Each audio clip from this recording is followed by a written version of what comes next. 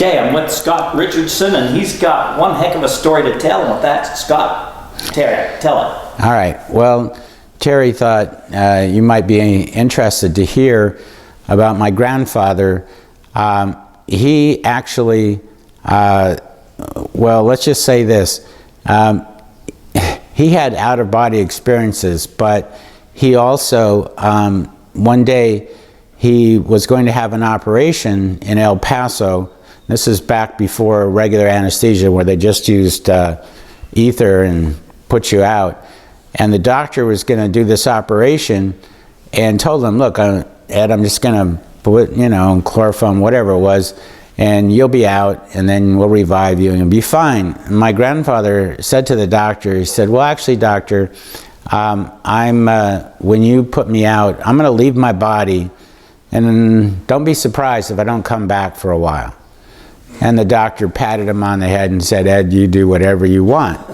And so anyway, they performed the operation successfully, and they went to revive my grandfather, and he didn't revive. He was non-responsive. And so the doctor said, oh, well, I guess, what can we say? So they, in El Paso, the operating room was in the same building as the morgue, and they just wheeled his body into the morgue. So they pronounced him dead? Oh yeah, he wasn't breathing or anything. They thought, oh well, win some, you lose some. And so, anyway, and my grandfather, he said when you're on the other side, time is very different. So what you think is only a minute or two, you might be hours, and it's just totally different sense of time.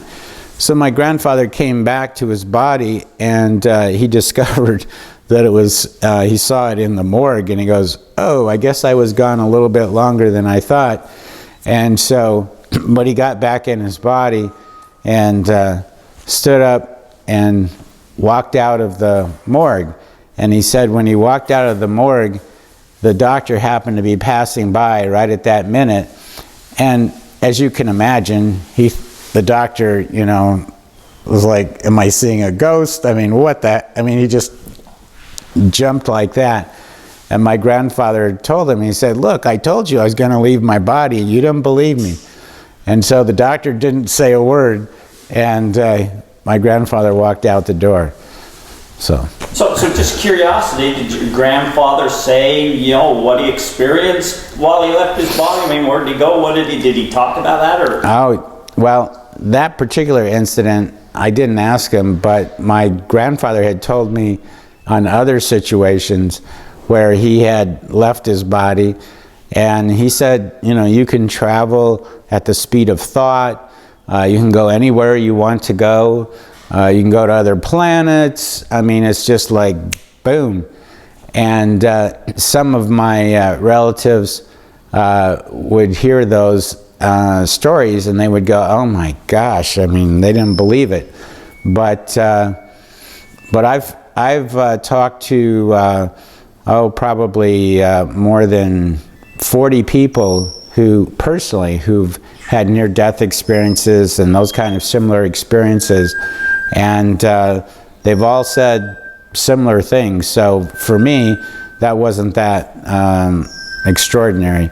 But I haven't had a near-death experience yet, or something like that, but I guess I wouldn't mind. Scott, thanks for sharing that.